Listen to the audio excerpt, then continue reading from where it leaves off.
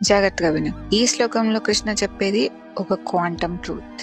Bhagavad Gita chapter 2 verse 15. The person who is not disturbed by happiness and distress and is steady in both is certainly eligible for liberation. అంటే సంతోషం వచ్చినప్పుడు మరీ high అవ్వకుండా, బాధ వచ్చినప్పుడు మరీ లో అవ్వకుండా మధ్యలోనే నిలబడి ఉన్న ఆ బ్యాలెన్స్ నిజమైన మోక్షం అని. దీన్ని మనం మోడర్న్ సైన్స్ లో చూద్దాం. నువ్వు ఒక ప్యూర్ కాన్షియస్నెస్ అని కృష్ణ చెప్పినప్పుడు ఆయన రిఫర్ చేసేది క్వాంటమ్ వరల్డ్ గురించి. క్వాంటమ్ వరల్డ్ లో ప్రతి సిచ్యువేషన్ ఒక పాసిబిలిటీ లాగా ఉంటుంది. అంటిల్ నువ్వు ఒక విషయం మీద దృష్టి పెట్టే వరకు.